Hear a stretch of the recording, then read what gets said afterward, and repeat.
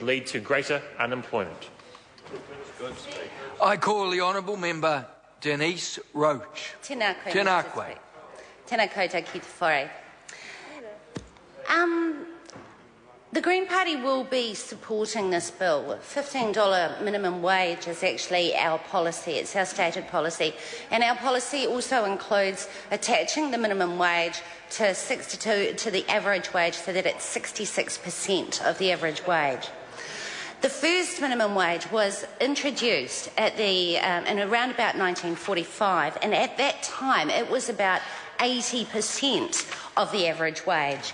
Currently, the average wage is $27 an hour, and the existing minimum wage is $13.50, which is about 40% of the average wage. If this bill is successful and a $15 minimum per hour rate is set, that would take it up to a mere 55% of the minimum wage. Today in New Zealand, 300,000 workers earn $13.50 an hour, the minimum wage. And as we've heard from the expert advisory group on solutions to child poverty, there are 270,000 children in New Zealand living in poverty. 2 out of 5 of them come from families where at least one of the parents are in work. We heard again today from the Minister for Social Development, Paula Bennett, that the best way to raise these children out of poverty is for the parent to enter paid work. And we agree. But it has to be work that is paid for at a decent rate, and $13.50 isn't it. Parents struggle to feed, house, clothe, educate their kids and keep them healthy when they're earning $13.50 an hour. Before tax, that's $540 a week. And yes, these families can access the in-work tax credit, which is a discrimination against the non-working poor. But this doesn't lift wages. It makes low-paid workers dependent on the state. The in-work tax credit is a subsidy to employers that allows them to continue to pay wages that are simply too low. It's a subsidy for employers, another deal for the well-off.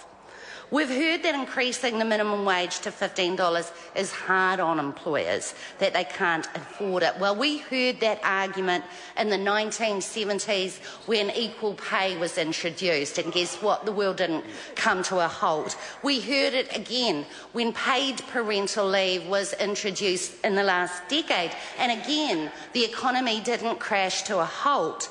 The fact of the matter is that wages have not kept up with the cost of living. And we can't afford to keep our people poor because it becomes an increasing drain on our economy. It's uneconomic in terms of health outcomes, in terms of education and outcomes, in crime and antisocial behaviour. And we all pay for that. And employers should be paying a decent pay rate.